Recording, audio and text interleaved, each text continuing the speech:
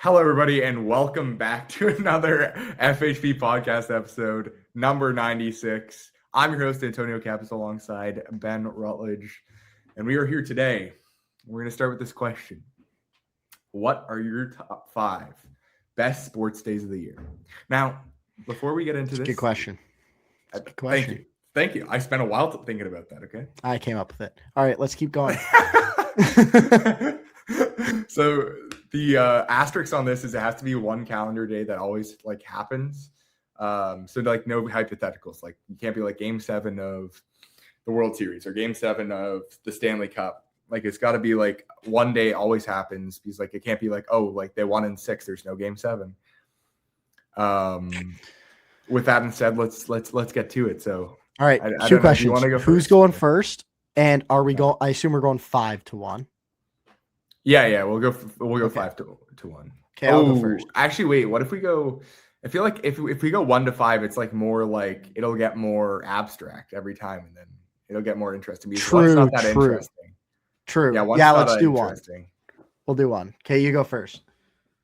All right. So I think that just because of how it works out, the NFL is just overpowered. Like the Super Bowl is just it's so overpowered because it's going to happen every day. It's not like a multiple and game it's one game, and so one game do or die that is happening every time. I think Trump's really actually trying to make it a holiday the day after in the States right now. Which is it being a national holiday is insane.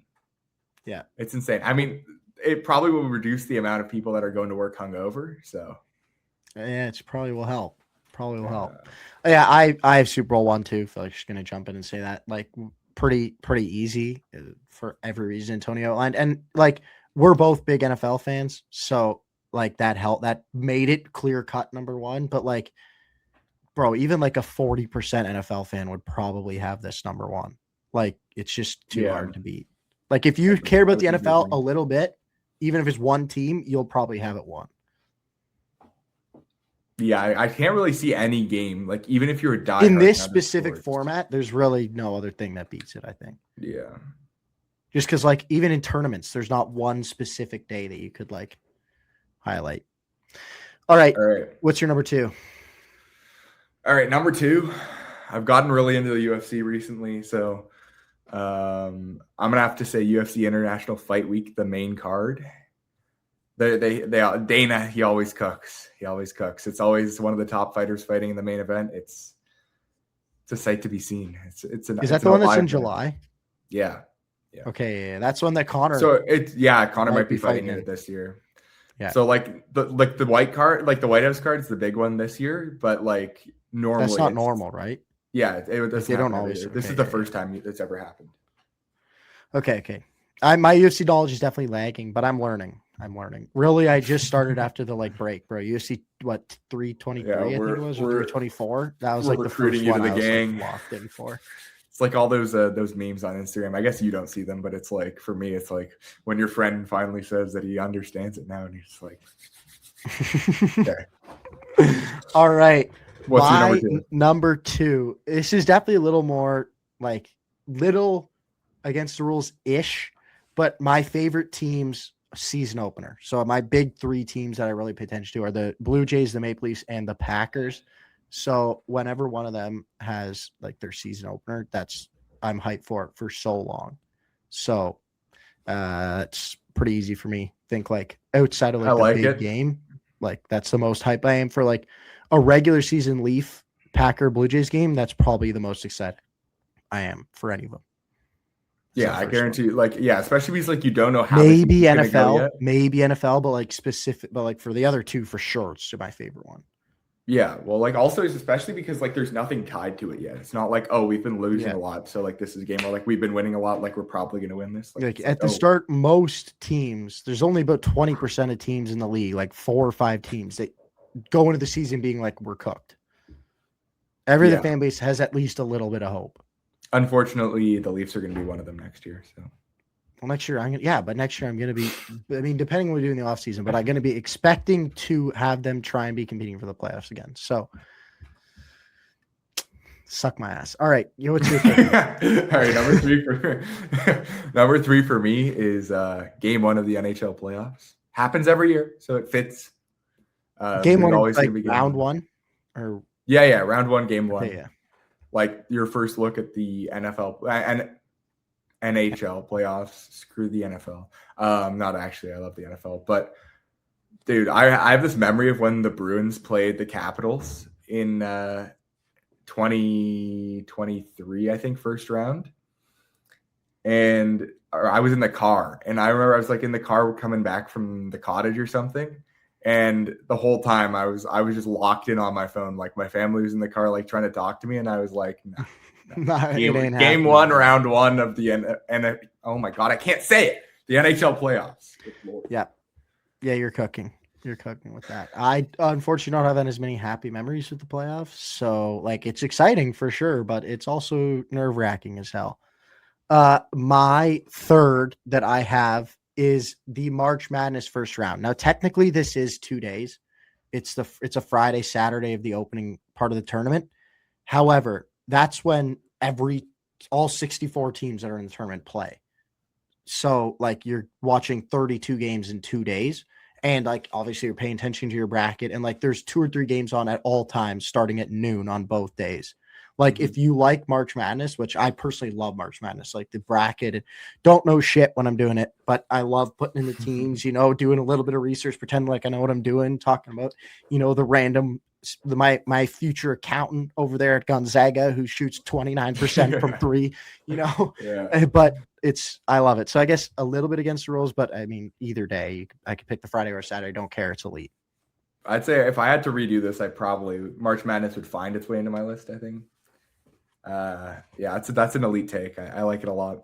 What would you say if you had to pick one of the 2 days? Which day are you picking?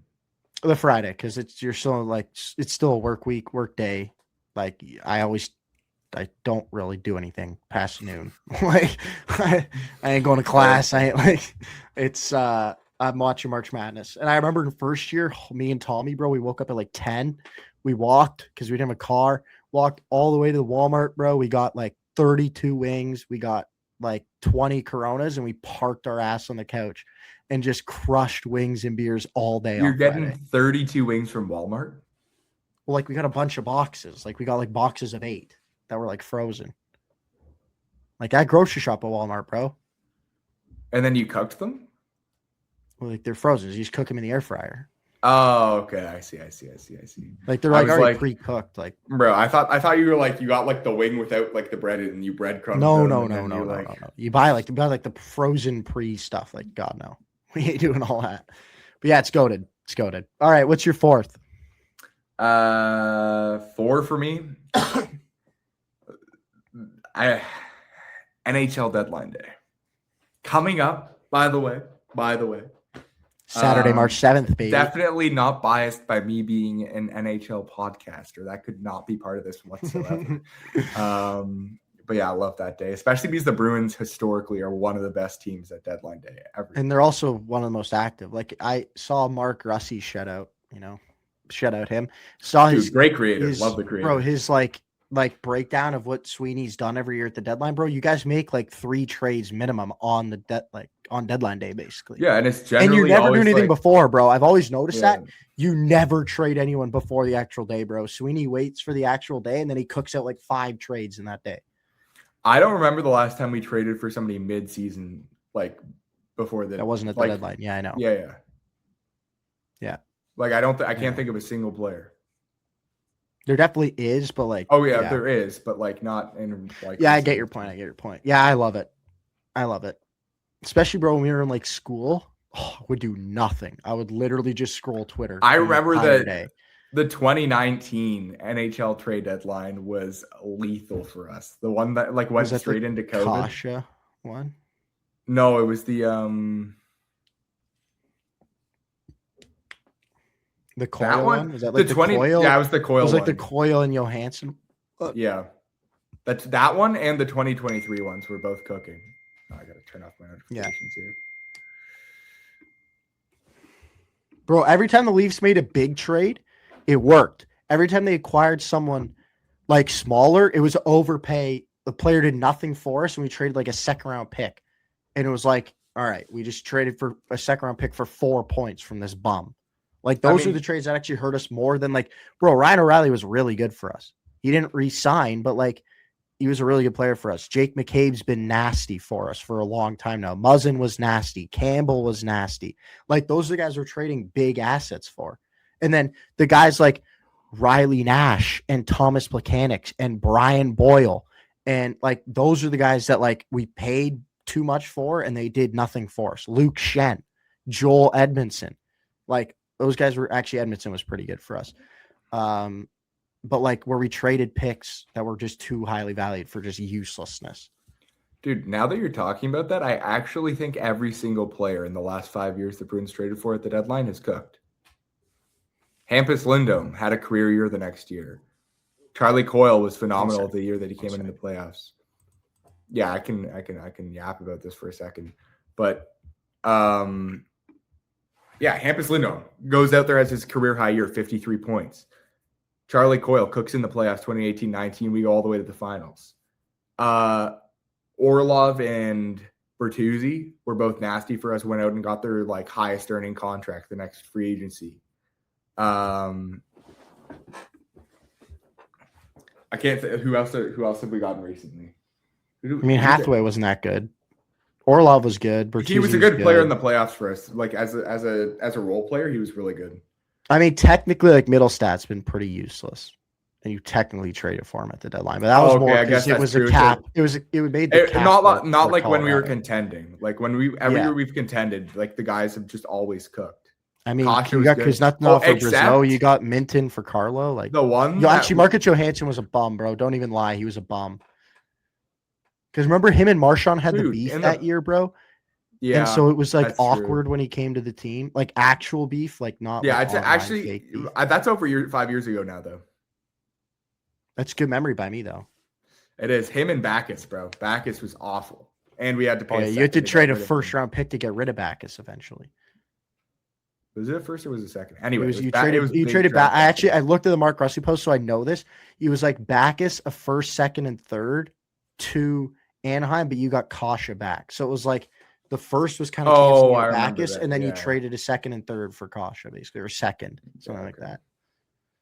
All right, we got to keep going here. Like, we do got to keep going. All right, my number 4 is MLB opening day. You know, I was a big fan of the Blue Jays when I was really young, and then we got pretty mid, and like the sport, if their team's not good, it's maybe the hardest sport to pay attention to if your team is not relevant, I would say, unless you're like a big fan. Which I'm actually starting to become, to be honest. I fell out of love with the sport in like 2017. You know, actually, COVID fired me back up for it, bro. I got really back into it in COVID, and the Jays have been pretty good every year than like 2024 since then. And so, yeah, I mean, I love it. Jays normally play. They don't this year, unfortunately. But like, yeah, it's afternoon. They normally play like 1, like middle of the workday. It's like a Thursday or Wednesday too, normally. So like, just good vibes all around. Baseball's back, spring's back. And I love when my teams play in the afternoon also. All right, what's your 5th? Close. I'd say like these are two are like kind of interchangeable for me. NHL free agent frenzy.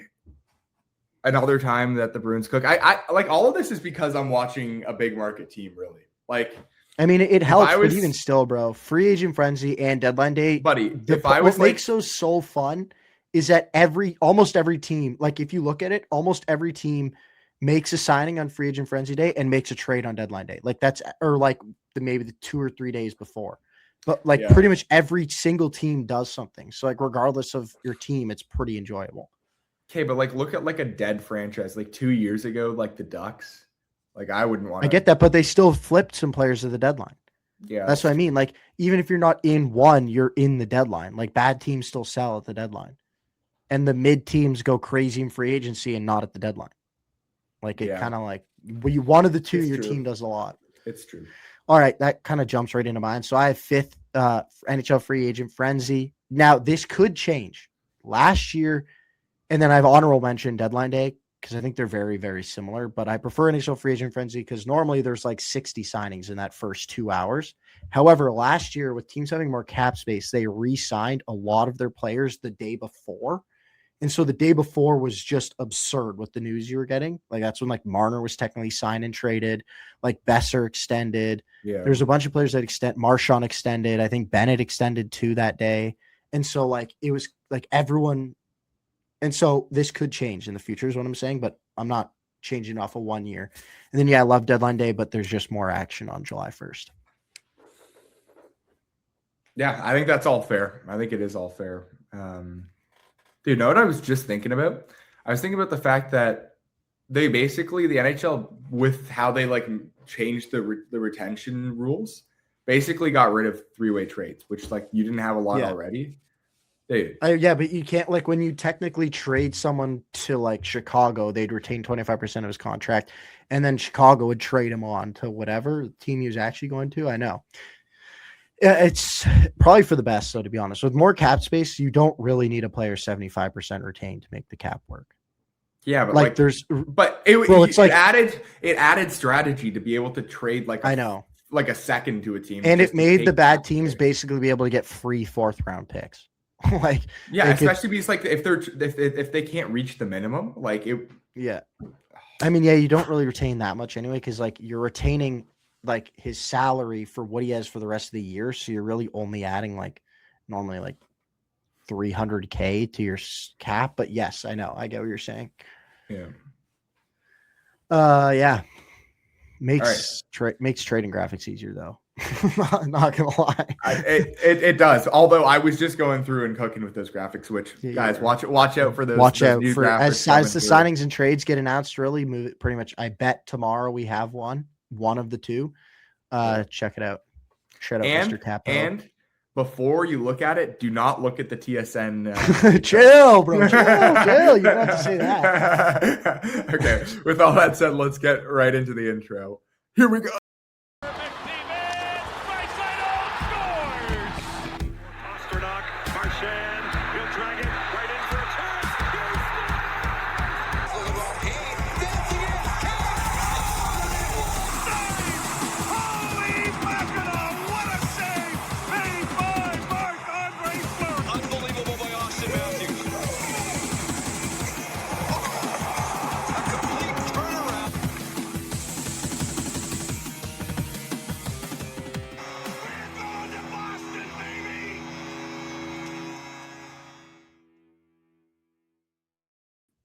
Oh man, bro! Shout out my goat, Torrey Krug. You're muted. My bad. I literally just laughed. Thank you. I appreciate you commenting that for the podcast listeners out there. Exactly, bro. Just so everyone's aware. So that I don't look like just some lonely guy out in the universe. But yeah, I don't know how I was not locked into the fact that he got like ankle fusion surgery in the off season last year, and that he's just done. Like I thought that there was still a potential for him to come back after the surgery, but apparently he's cooked. It's over. He's cooked. It is over. Rest in peace, the 2019 Bruins. Anyway, he was nasty. How's life been, Benjamin? It's been good. Went out for the first time since the break, got after it. Tommy was chucking drinks and Tommy was falling, but you win some, you lose some. He definitely lost some. Shout out my boy, Tommy. But was he yakking like after the pre? Is that I feel like that's iconic Tommy to me. He's done that before. The only time that I remember going out with him, I picked him up in the car. I was still sober, and he yicked right out the side of the car. Good addition there by Capo, bro. Good addition there. Yep. He was a responsible boy. He was that is lore accurate. But yeah, I've been good. Been banged by exams. Just been a busy week, and I'm happy to be free. That's excellent. I'm glad to hear it. What about you, brother? I'm not really happy to be back in residence after a reading week. He's not a first year. He's a Don. I am a community advisor, as they say. Actually.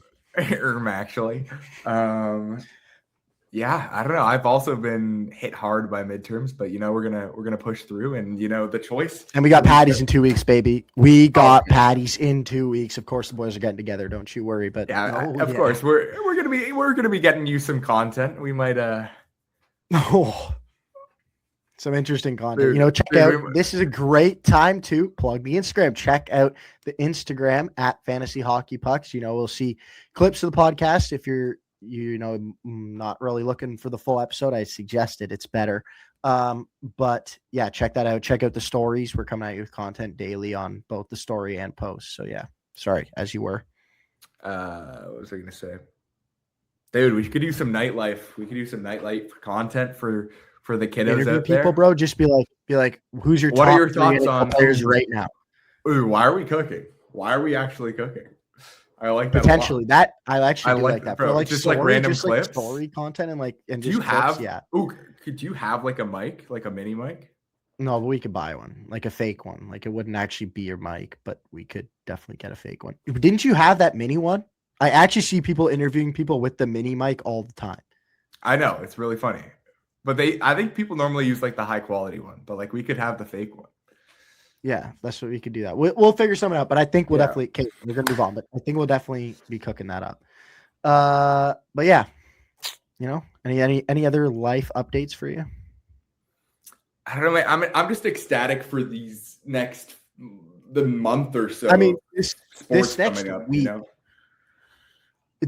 for pure NHL fans, this next week is probably the most exciting week of the regular season outside of maybe the opening week or that last week of the playoffs as teams battle out for the playoffs. Like all the trades, there's going to be tons of trades. I mean, I saw a report today that they expect over 30 for the deadline. Like that doesn't mean on deadline day, but just in general. And tons of people extend too, because like the UFAs teams need to know. Like Toronto wants, I use them as an example because obviously it's the team I pay attention to the most. Like they want to get Lawton, Stetcher, McMahon. They want to know whether they're signing them or they're trading them. So yeah. But yes, even further than that, we have just a ridiculous lineup here in this next month. NHL, we got NFL free agency is 10 days away. The World Baseball Classic is 4 days away. March Madness starts on March 19th, and the MLB opening day is on March 26th. NHL trade deadline is also on Saturday, March the 7th. Like next week also F1 returns, and we got UFC fight cards this weekend. Like it's pretty nasty. It's pretty excellent. It's pretty excellent like from a sports fans' point of view. Like I don't really even have anything else to say. I'm excited for every single one of those things. I'm ready for Canada. I'm ready for Japan-US final in the World Baseball Classic because basically everyone and their mom already knows that's what it's going to be because half the Puerto Rican and Mexican players couldn't get the visa stuff organized, so their teams are ass. And yeah. That's insane. Well, part of it is the teams wouldn't give them a visa. Like, first of all, any Dominican player like over 37 can't get a visa, no matter how good they are. Like, they will not insure them to play in the tournament because they're too old and they think they're going to get hurt. And then also teams don't send a lot of their pitchers because if a pitcher has to rush his like off-season throwing program, they could be cooked for the whole year because like they don't get their arm right. Their arm has to be like set up perfectly. It's crazy how structured they are to make sure their arm's operating. And so like the best pitcher in the world, Tariq Skubal, is only going for one game for the US. Like because that's only Detroit's like, we're only letting you play one game because we're not risking you blowing out your elbow before the season even starts. So that's part of the concern with it. But yeah, there's a whole Bad Bunny paid for like four of Puerto Rico's like best players, bro, like Lindor and a few others to go play. And the teams were like, yeah, even though we don't have to pay for it, we're still not like insuring you. Like we're still not checking off to say we're happy with you going. Damn. Dude, imagine like you have like the Four Nations Cup and they're like, and the Avalanche the team is not going. No, like more so like over 37, right? It's like, yeah, Sidney Crosby, you're not going to qualify for insurance. Yeah, fuck you. No, that's Alex Ovechkin. That is actually a good point. Alex Ovechkin, actually, you're never playing a game in your life again for the Brad Marchand, see ya, buddy. Like, yeah, that's crazy. That would be crazy. But yeah, I'm super excited. They think Brock Nelson for some reason is 50 years old because he looks so old, and they're like, yeah, you're not playing. It's like, buddy, I'm like 32. Yeah, it's like I'm a spring bean out here. What are you talking about? Oh. Yes, sure. Well, speaking of Brock Nelson, that reminds me of last week's episode, which brings me to this week's episode and the next content. Waiver ads. You like the transition there? It was a great transition. I really appreciate that. I really All right. do. On a more serious note, we have prepared 3 players we are targeting on waivers right now. General idea is like across the 3 platforms we use, Fantrax, ESPN, Yahoo, they got to be roughly like under 45% owned to be considered like an ad. We can't give you like 10% owned people, like they're just bums. So we got to have some reason here, but all these guys are relatively available in most leagues. So without further ado, you want to kick it off, Capo? Yeah, sure. I'll give her a go. We talked about Pittsburgh selling last episode. And a big reason for that was Sidney Crosby's out. And so in his place, Benjamin Kindle has been finding his way up the lineup, and he has been cooking, and he's still on the waiver wire in, I don't know the exact number, but most of the yearly leagues. And if he is for some reason on the waiver wire in a dynasty league, I would be like, the things I would do to have this man in dynasty. Oh, wait, I do. All right, buddy. Yeah, so I'm just looking at the Penguins lines right now. So they really have like a 1A line. Not saying they're like actually this good, but they have a 1A line, a 1B line, a 1C line, and then a 4th line. And so looking at the time on ice, they operate it like that. Without Sid, they don't really have a first line. And this ties me perfectly into my first player, which is Igor Chinnikov of the Pittsburgh Penguins. They acquired him from the Blue Jackets this like midseason around December. And he's playing on their first line for what it's worth, alongside Novak and Malkin. And all 3 of them have been cooking. Chinnikov in Pittsburgh has 14 points. He's 10 goals, 14 points in his 21 games he's played in Pittsburgh. So if you look at his season stats, they're pretty bad because he was playing like 4th line in Columbus. But Pittsburgh elevated him up the lineup, and he's cooking. And also, just for record, Kindle plays with Mantha and Bergeau as the 3rd line, but like they all play like 16 minutes a night. Like they all play basically the same amount. Yeah. He's been PP2 for both those boys, Chinnikov and Kindle. Are both PP2 as well. All right. Talking about PP, I'm going to talk about PLD. Pierre-Luc Dubois is my second guy. Well done. Yeah, thank you. I thought that was kind of crafty. He's coming back from injury that's had him out basically the whole year. And so people aren't going to really be owning him, especially in yearly leagues. He's definitely gone under the wire. He's not a big enough player that people would own him just to have him in their IR generally. But he is a guy that is put up between 50 and 70 points, I believe, over the last couple of years. And yeah, especially like he had that one bad year in LA or 2 bad years in LA, but his time in Washington and Winnipeg, he's been nasty. Yeah. So I think he's a very solid ad, especially if he had a bad first few games. Like if anybody picked him up right away, they might have dropped him already. But rest assured, he will be back. He will be back. Yes, you will. All right. That's good. Sorry. I was just locked in as per usual. This is relevant for later. Okay. This is relevant for later in the episode, I promise. And I will bring us back to this moment when we get there. The second player that I have, just wrapping up the Pittsburgh Penguins talk here, is Tommy Novak, the center for Chinnikov and Malkin on that first line, if you want to call it that. Novak's been cooking much like that first line. Really, the last 10 games for all 3 of them, they've all been like above or at point per game. Got a point in almost each game too, so it's not like a 3-point game followed up by 3 games of nothing. Like they're doing it every night. And the second point that I have him here is I saw a report that it would take, quote, a lot for the Penguins to move off Novak, which means they clearly like him. They clearly like the fit he has on this roster, and a big part of that may be the chemistry he's found with Malkin and Chinnikov, which has been a line now since pre-break. And it was literally like it was their second line. Then they moved up to the first line when Sid got hurt. Like they love this line. They love the connection they have. I'm all over adding both of them who are available in most leagues. Let him cook now. You know who else makes that noise? It's Yuri Prohaska. He's like, let's go for that. And he reminds me of a lion. So you know who we're going to next? Alex Lyon. Are we doing this every time now? You know what? Fuck it. I'm in on it. All right, Okay, let's go. I'm going to connect the next one. I like it. He's been cooking so hard in Buffalo. I mean, part of it is Buffalo has just been on a tear recently, especially before the break. They were on like an absolute ripper. But he's been part of it. He's been came back and beat Florida and Tampa this week. He's been playing up to par with UPL, so he's made it so that they're kind of in a 1A, 1B system now. And he's just been cooking, and yet he's not added in a lot of leagues because he is the backup. So if you haven't got on that trend already, it's time to hop on the Lion train right now. Bro, if you look at his like last 3 seasons or something, or 3 out of 4 seasons, he was on Florida the year they like snuck into the wild card miraculously, and he was like their starting goalie at the time and was cooking.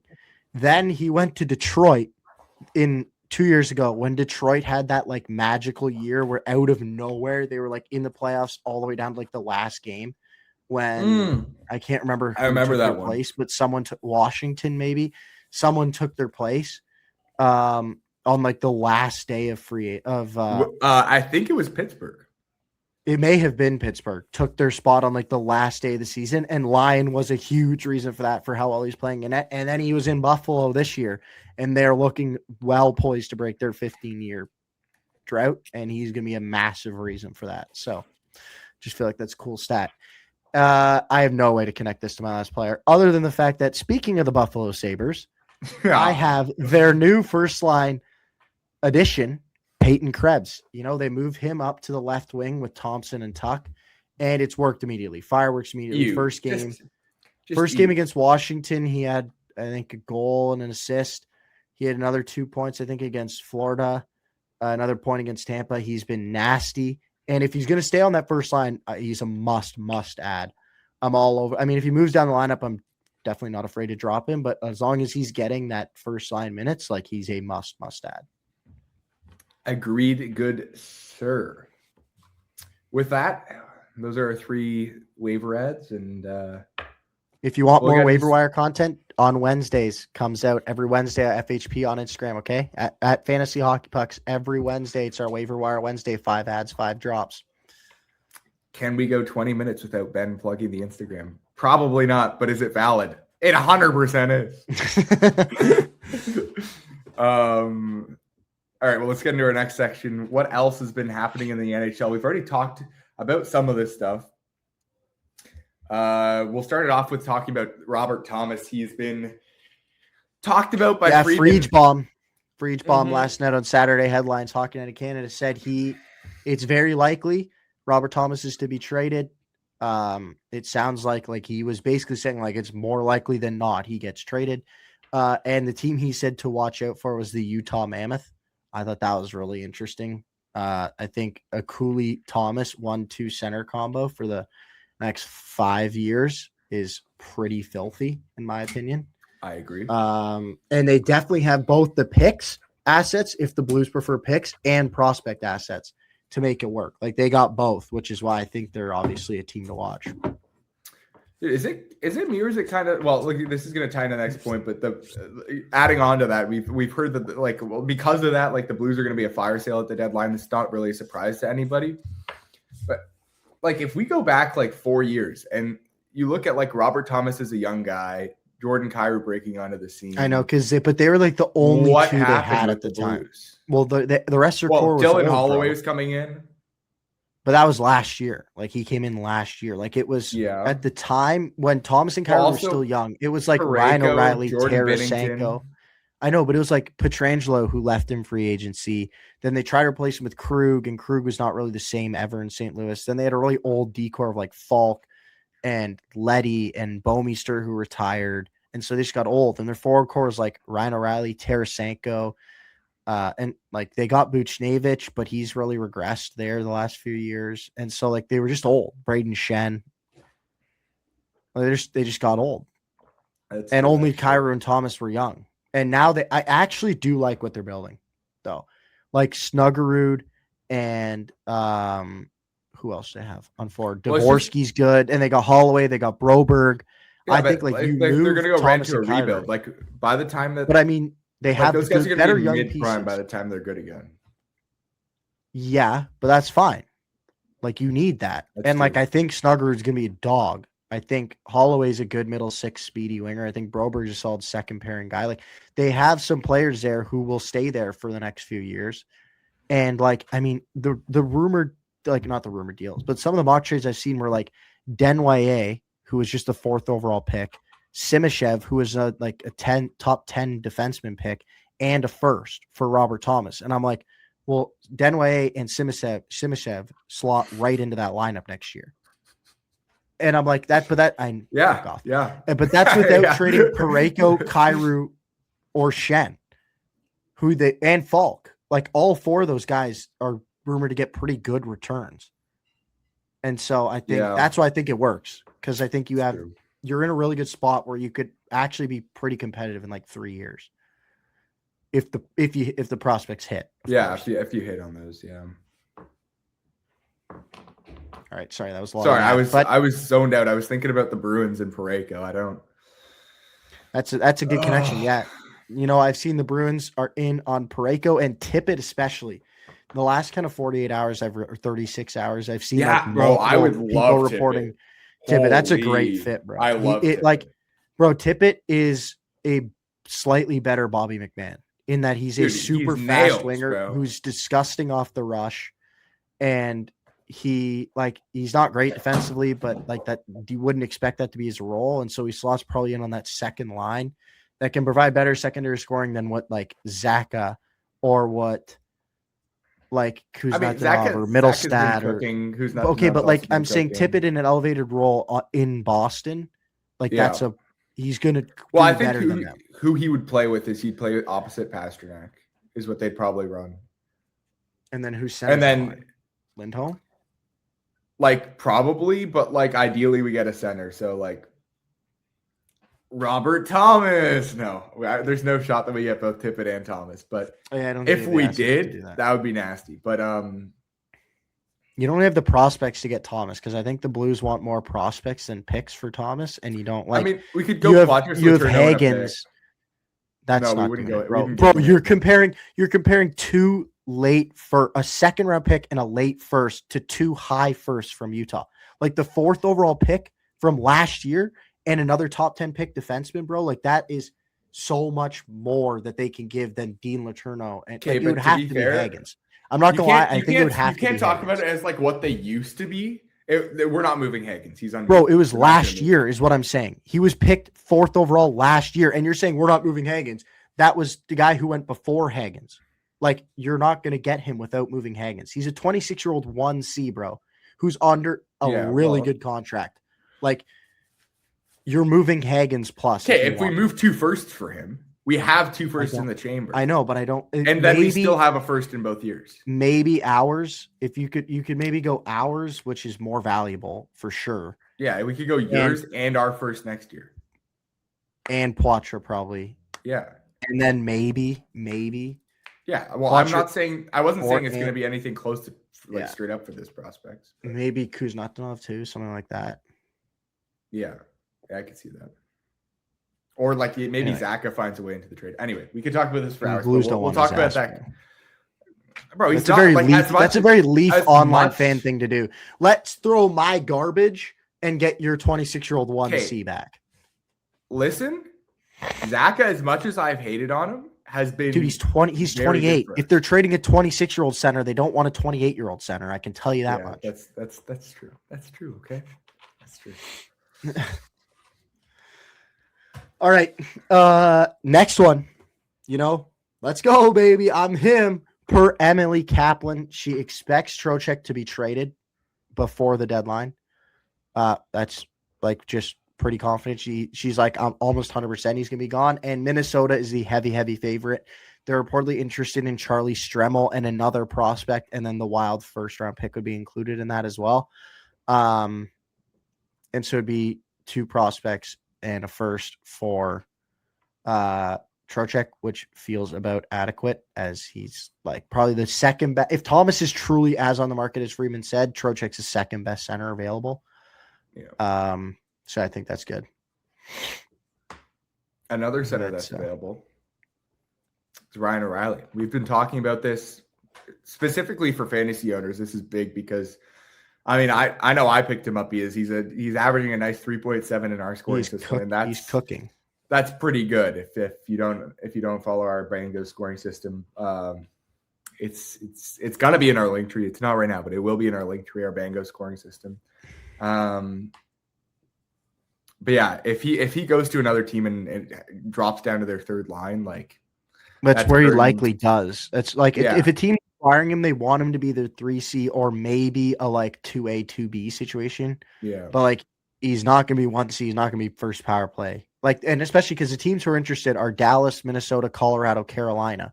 Like Dallas, he'd be maybe, or sorry, not Dallas. Minnesota, maybe 2C, but I think they're probably thinking even more aggressive and go Trocheck 2, O'Reilly 3. Like I could see them that. Yeah, that would be insane. Dallas is 3 behind Johnston and Hintz. Colorado is 3 behind McKinnon and Nelson. Carolina's probably 2, actually. Not gonna lie. Because I think their current 2Cs, like they have like Jordan Stahl, Kokanyemi, like their centers are not very good. And so he's probably 2C behind Aho. So maybe Carolina, he would stay fantasy relevant, but like he's still not going to be as good. Well, also because the system there is not one that I think. I mean, yeah, look at Rantanen, bro. Yeah. Unless you're on that first power play, 2, like you're not going to get. Yeah. That first power play is really what separates their best players, to be honest.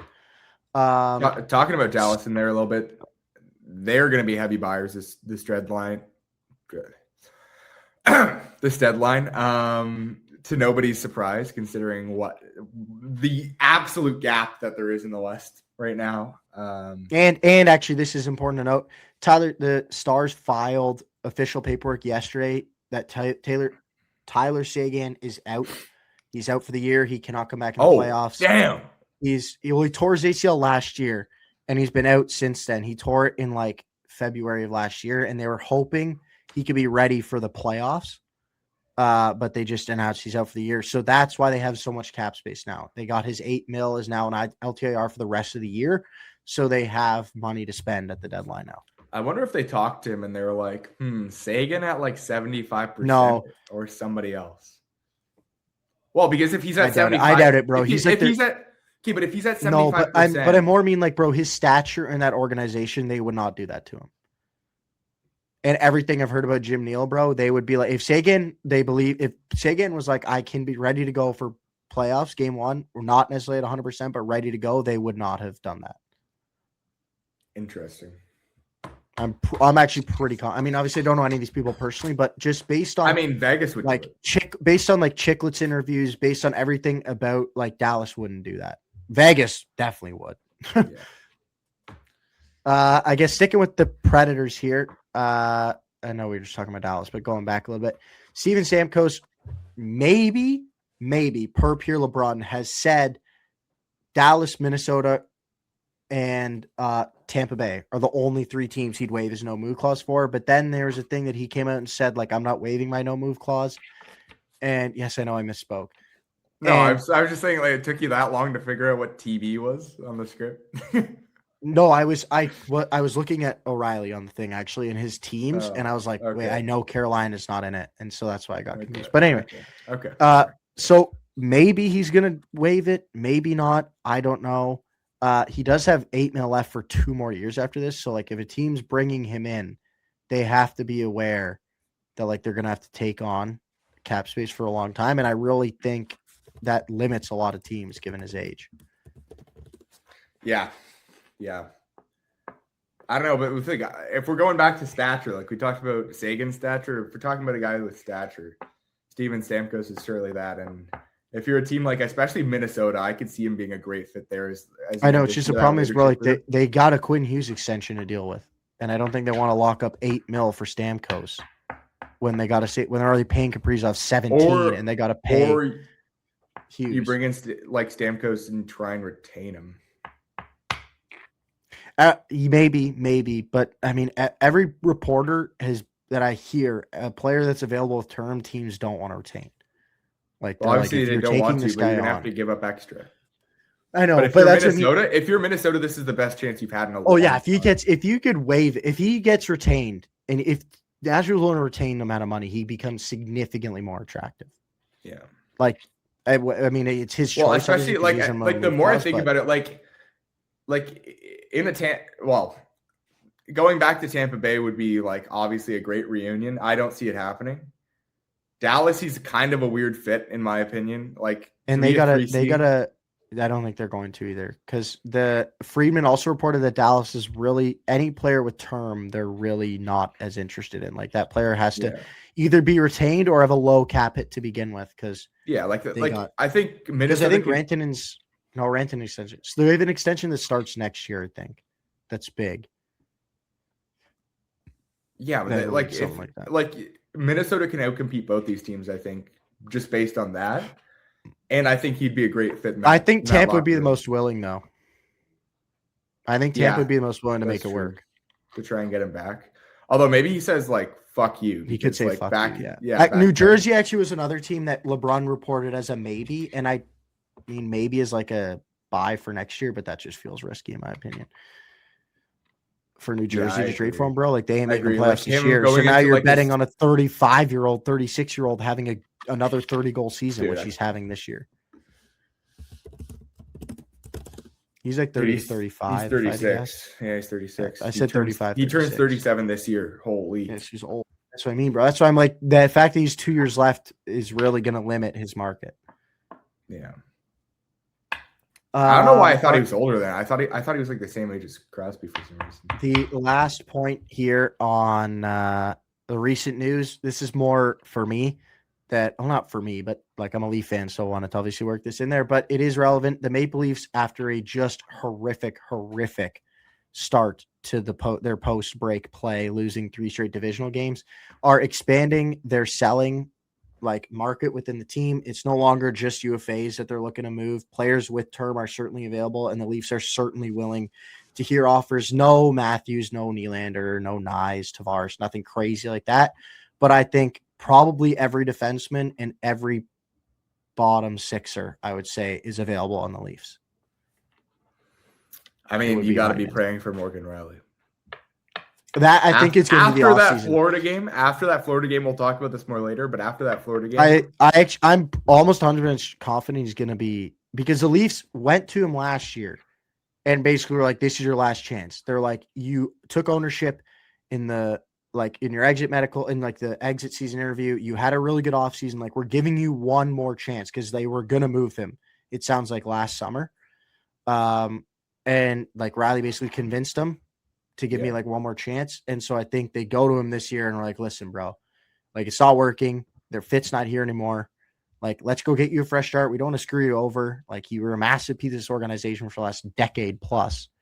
We'll get you situated in a good situation, but I think we both need a fresh start." So pretty confident he's gone in the summer. Damn. That's low-key end of an era. I mean, he's been our best defenseman. No, probably not anymore, but he's been our best defenseman from 2016 on. He's been our best defenseman, basically. You could argue a Muzzin here and there. You could argue a Tanev here and there. But other than that, he's been our best defenseman. You go from 4 to 2 from the Big Four in 2 years. That's kind of insane. Big 5. Tavares is included in that. Well, I'm talking from before Tavares. For the drafted fuckers, yeah. Yeah. Anyway, let's keep going. That was a decade ago. All right. Just ruin my transition. That's okay. Who cares about my transitions? I'm sorry. I'm being a cranky bastard. Sorry. I haven't had enough to eat tonight. Okay. Need my protein. So I had my protein shake. But we're gonna get into a different segment here, where we're gonna be drafting currently. So we had an agreement earlier today that neither of us would look at scoring leaders, because we haven't looked at it since probably before the Olympic break. But what we're going to do is we are going to draft. Oh, I gotta fix that. 1 second. Oh, it was set up so well. It was set up so well too. There we go. Yeah. So we are going to draft the highest potential point rosters. So players this year point total as of March 1st. We're going based off NHL.com. That's also for you for when we look at this after. Whatever NHL.com says, because obviously there's games played. So whether it's been updated or not, it'll be fair for both of us. So obviously left wing, center, right wing, 2 defensemen are for points. Now for goalies, we wanted to include them. So this we have even less idea than the points is the goals saved above expected leaders. So I know last time I looked at it, I think the leaders are around 30 goals saved above expected ish. So whatever their number is, I mean, theoretically we could draft a guy who's negative. I doubt it, but it's a possibility. Whatever that is what contributes to their total points, and then most total points wins. That was crazy. But doing it this way, you could lose by like 0.6 points.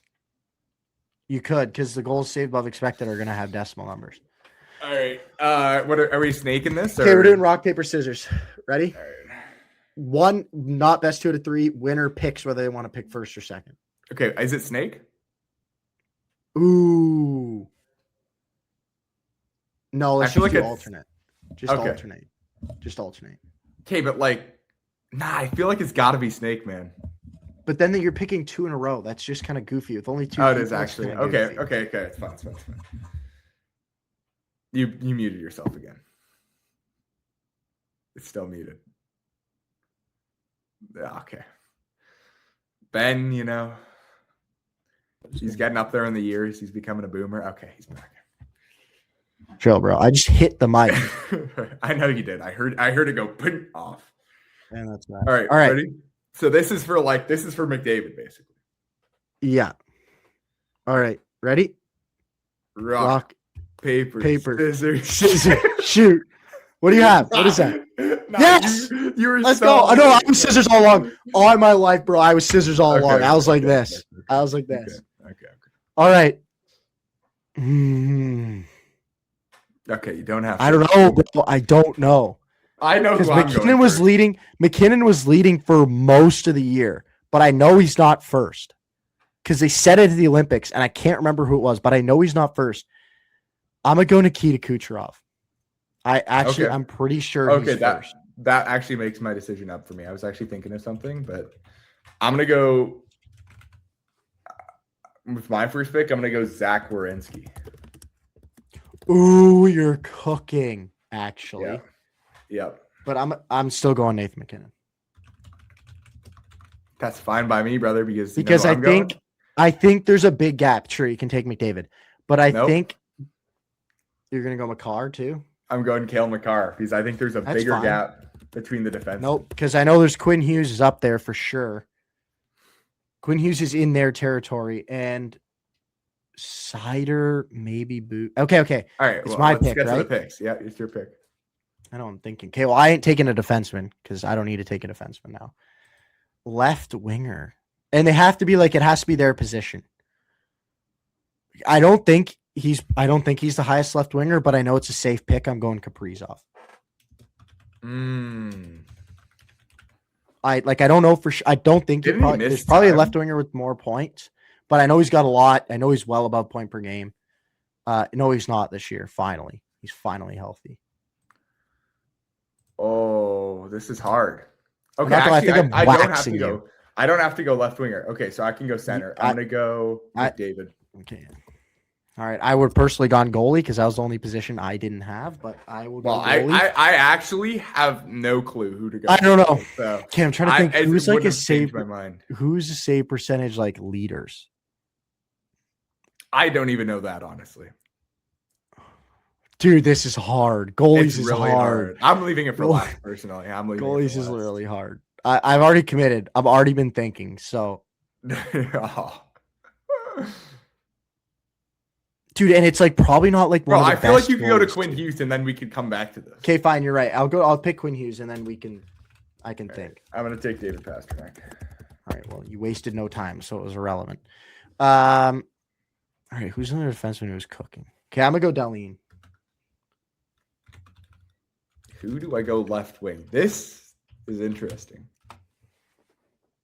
I've got. Oh, actually, I know.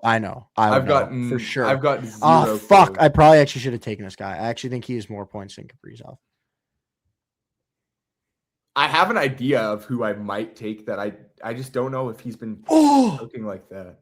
Oh, I just thought of someone even better who I forgot about. Who are the best left wingers in the league? I actually don't even know. This guy's like the guy I was thinking of is like I know somebody who's point per game.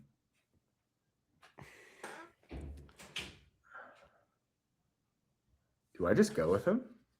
He's been injured now, though. No, there's no way you're gonna take him. I know you know who I'm thinking about. Oh, this is gonna. Jason Robertson. Oh, that's the first player I thought of. That's also the first left winger I thought of. That was the first player I thought of. The other guy I was humming and hawing about Brad Marchand. The other guy actually was Matt Boldy. I know he's been on a heater. I don't know what he kind of is. He's like a left wing, right wing on literally every fantasy platform. So I'd probably be fine giving it to both. I mean, no one picked him, so it's relevant. But I actually probably, as crazy as this is to say, would have taken Boldy over Kaprizov. I actually think he might be. It's my pick, by the way. I know. Who do I want, bro? This is so hard. We're likely not going to take the same person, so I'm going to start thinking about it already. This is actually so hard. Oh my god.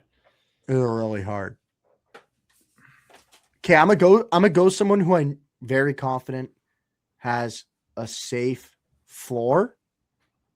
Because he had like a 2-week stretch where I think he had like 10 goals saved but expected in those 2 weeks alone. I'm going Jesper Wallstedt. I like that. He definitely is not high up, but I'm confident he's like 10 to 15 and he's positive for sure.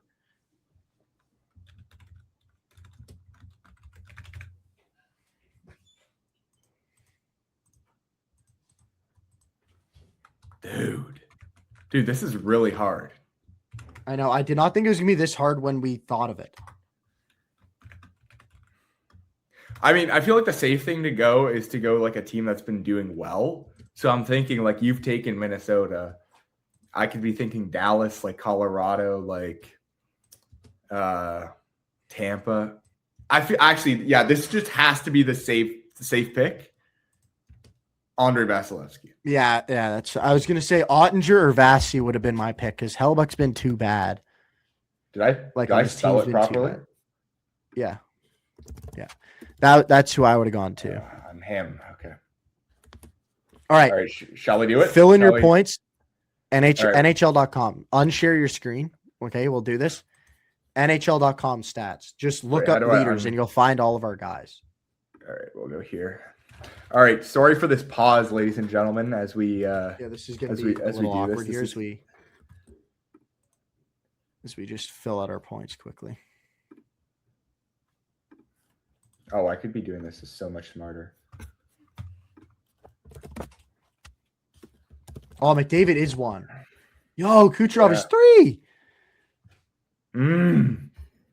But McKinnon's 2 and 3. Yeah, I think I actually waxed the fuck out of you. I think I absolutely obliterated you. I don't think you did. Oh my god! Okay, that's not GSAX. What are we using for goal save above expected? It's not really going to matter for each of us. Dauber hockey. Okay, sounds good. Like that one, you know that one that has like all of them in the grid. Ooh, Boldy was high. That's what I was gonna say, bro. High. Although he wasn't. Oh, it's only he wasn't 1 as point high difference. as Kaprizov. It's 1 point. He wasn't as high as Kaprizov. So. Okay, how bad would it have been if I? Bro, Bouchard was the most for defenseman. He has the most points. Oh, I knew that. Because I dude, I was gonna take. I literally said Bouchard. I was like Bouchard, Dahlin, Sider. Oh my goodness. Dude, I knew that because can you sort by defenseman? Yeah, you can. Oh, you can. Thank gosh. All right, you took 2, 3. Oh, Dahlin's low. Fuck. Although I think I outscored you on forward, so I think it's fine because there's not that big of a gap. Like Dahlin is 51. Oh yeah, the difference at right wing might have cooked my ass.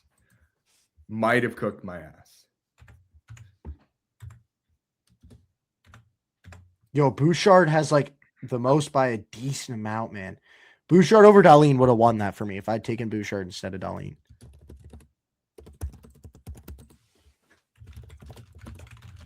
I haven't actually even looked at your totals yet. Like, I'm looking at it. oh, Money Puck. It's called Money Puck. It's called Money Puck.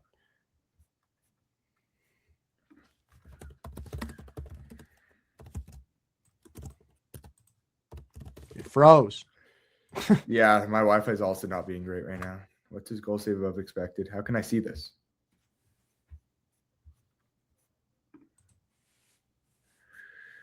If you get it to work for me, I'd appreciate you just telling me what Wallstead is. Oh, there we go. You got to sort up top by goal, you say? Yeah, I see. Oh, 19 for Vasilevsky. Swayman's up there too. Uh-oh. Where's Jesper Wallstead?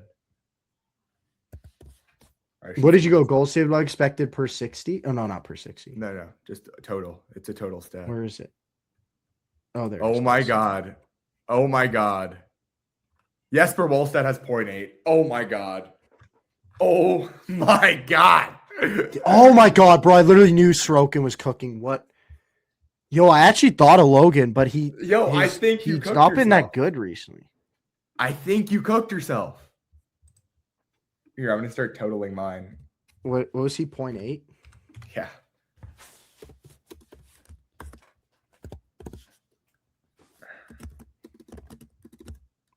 I mean, the difference is bigger in the Kucherov to Pasternak than it is the goalies. Yeah, it is.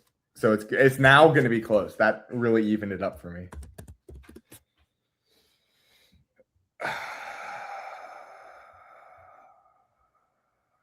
It's going to be really close. It's going to be so very close. All right, I have my number. Wait, don't type it in yet. Don't type it in. Do not. I'm not. All right. Are you ready? Yeah. Okay, type it in at the same time. First number. Ooh. Second number. No! Oh! Bang! Bang! Capo wins 387 to 376.8. For those of you listening on the podcast, I'm sure that was a little bit insufferable. I'm so sorry. But wins by 10.2. A win's a win for your boy. And bro, the Sorokin one, I'm more mad that the Bouchard one, I mean, I definitely considered him, but I was more confident in Dahlin's floor than like Bouchard's. Like I was like, there's a chance Bouchard has like 45. Where I was like, Dahlin, I'm confident. I remember it being a big thing because he wasn't included on Team Canada despite having the most points for a defenseman going into the break, which is insane. And then, bro, the forwards I cooked. The forwards I knew really well. And then, I mean, Wallstead. I didn't know how. Why did I pick a guy who plays half the games? That's the thing. And also a guy whose stats I have not looked at in the last 2 months. Well, yeah. I thought you kind of cooked with that. I thought you. The three that were that crossed my mind were Ottinger, Wallstead, and Logan Thompson. Were like the three that I was between in my mind. Yeah. But I was like, nah, Washington's not that good. Like, I doubt Logan's is that high. Sorokin's, I should have known. Like, I literally knew Sorokin's as in a favor right now. Like, I should have known. Dude, as crazy as it sounds, I almost went Brandon Bussey. And that wouldn't have even been that bad. No, I'm pretty sure he's pretty high. Yeah, I think he has 14. I still would have beat you, though. Yo, Blackwood is 13. He's 10.8. Dude, so the goalies was the difference. That's the goalies is difference. I mean, bro, I could have taken Hildeby and it would have made it closer. Yeah. No. All right. Well, enough sulking about the draft. Let's get into our next segment. All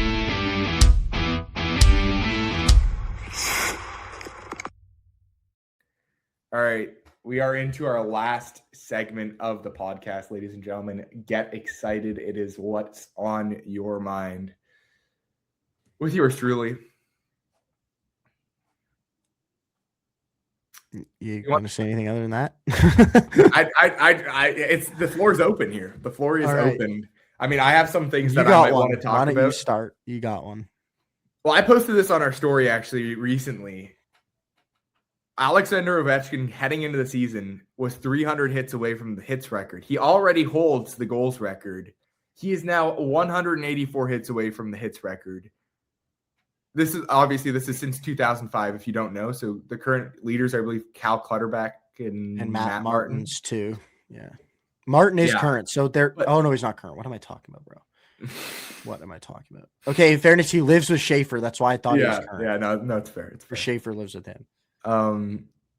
My lord, I was not aware he was like. I knew he was a big hits guy. I didn't know that he was a volume hits guy. Consistent. Yeah, I remember from when we very, very first got into fantasy, he was like the Brady Kachuk equivalent, where it's like this guy's going to score you 50 and he's going to be top 10 in the league in hits for you. Like he was nasty for category leagues. I remember playing. As Rob Gucci Mane, Heat Daddy, the one who tweeted this, said, that's a psychopath right there, man. To lead your profession in like the physical aspect and the scoring aspect is crazy. He's a bad man. He is a bad man. Bad man. He is bad man. Again, I will bring it back. It is so unfortunate we did not get to see this guy represent his country. I mean, I won't get political. Well, we haven't seen it since 2014. Yeah, I know. That was not prime Ovechkin, 2014. No, for sure. It was. Yeah, it was. He was drafted in 2004. That was his 10th year of his career. That was the best version of Ovechkin.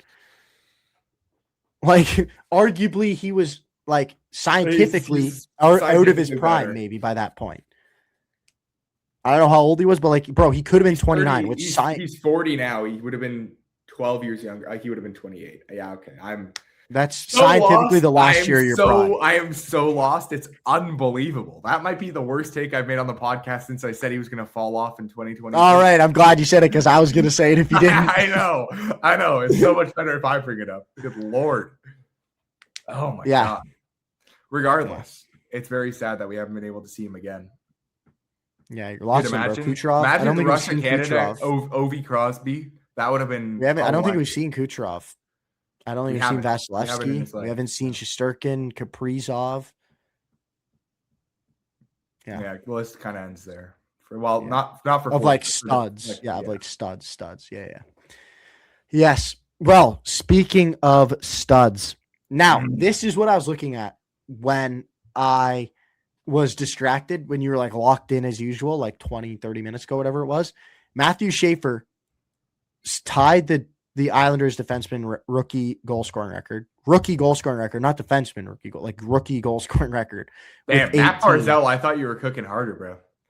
With 18. Oh, I might be wrong on that. I could be wrong on that because he might have got hurt though. Let me check it. No, he had like 80 points, bro. There's no way he didn't score more than 18 goals. It could have been. So it was probably defenseman. It could have been all assists. I think it was defenseman. Anyway, he follows that up with after 2 goals against the Habs on Thursday. He had 22 goals in his rookie season. Well, he had 2 against the Habs on Thursday to get to 18. He had another 2 tonight, including the winner in Florida, to put him to 20 goals on the season.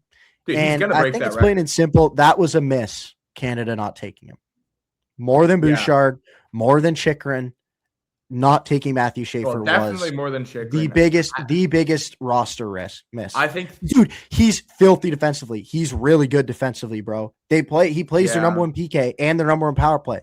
Like, he's better than Bouchard defensively and arguably just as good, if not better, offensively. Okay, but Bouchard in the playoffs statistically has been one of the best. But he still has those brain fart turnovers, bro. Schaefer does not do that. It's very true. Yeah, actually, that is true.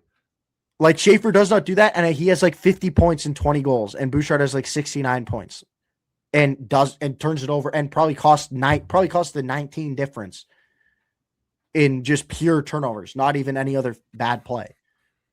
Like, they should have taken Schaefer, bro. Like, looking at that U.S. like mobile defense core, they needed Schaefer. Yeah. I mean, there's a lot of hypotheticals we could talk about, but we probably shouldn't continue to talk about the Olympics because that'll just drive us crazy. I agree.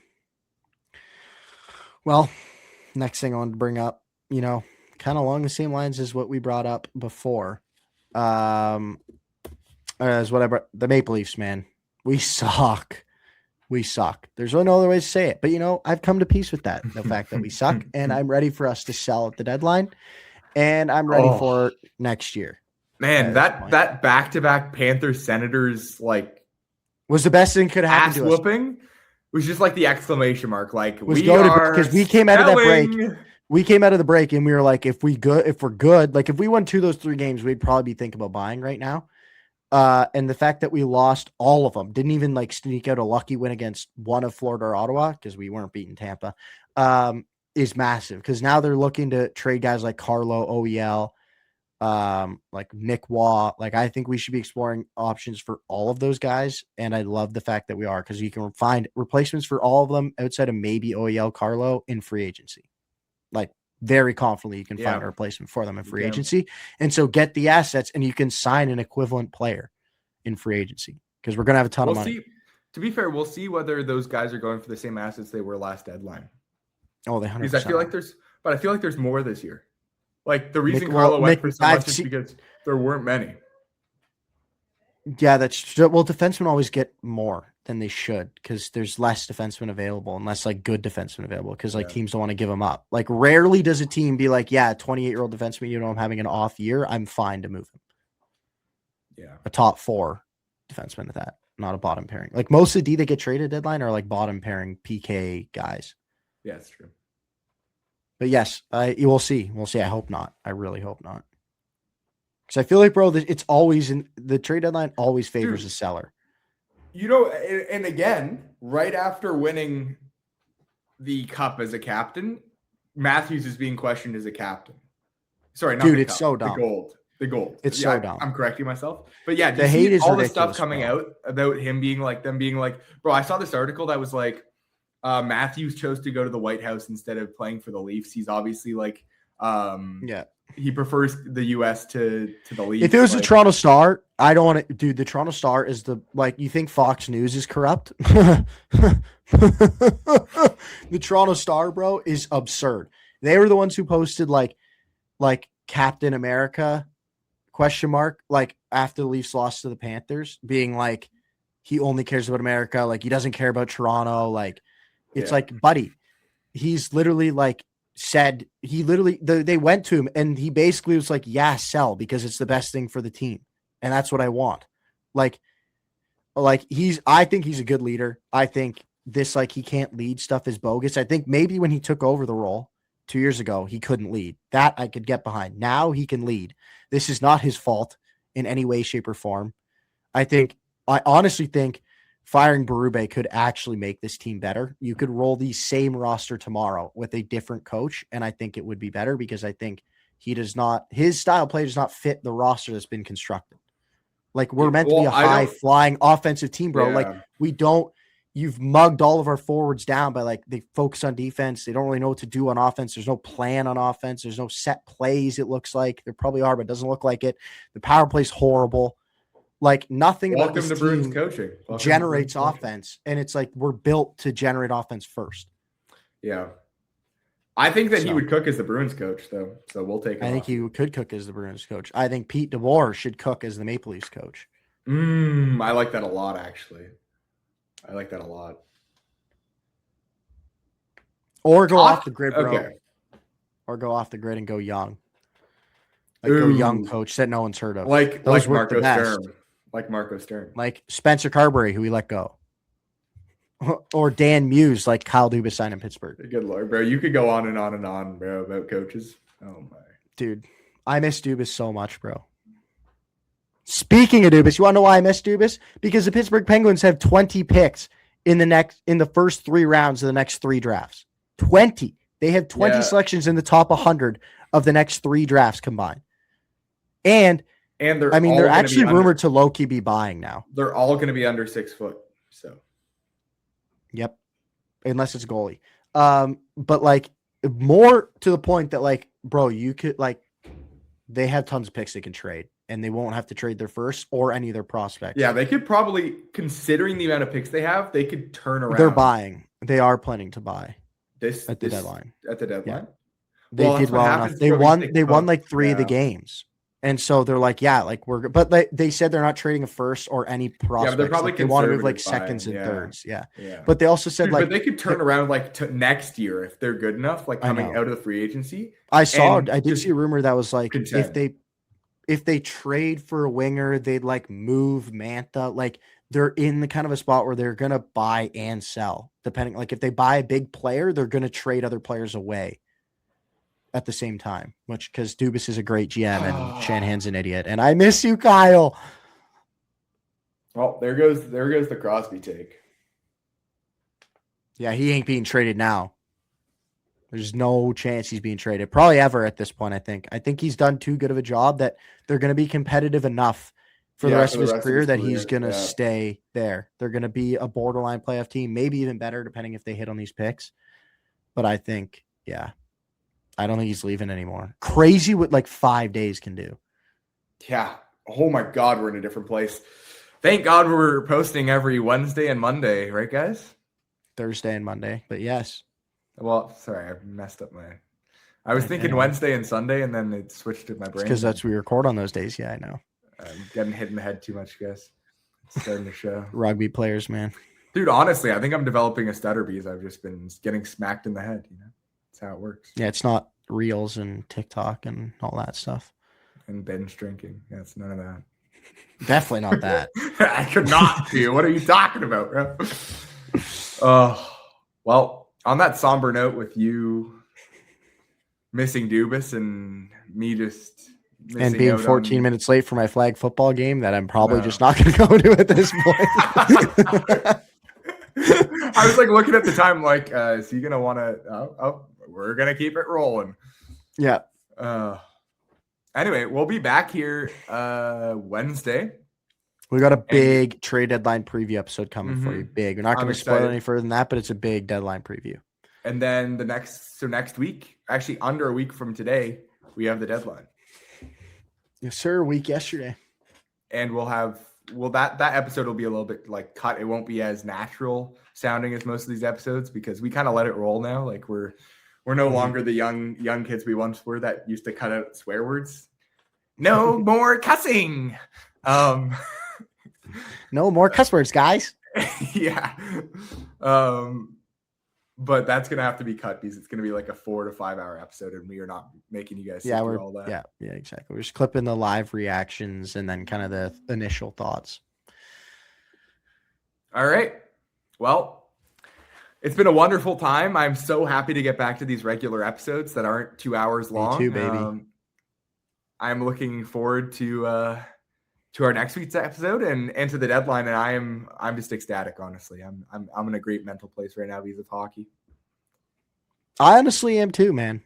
I'm excited. I'm actually really excited for the deadline. I think it's a different point of view, man, coming at it. Like I've not, since I've really, really paid attention to hockey, ever seen the Leafs sell at the deadline. It's been by literally every year.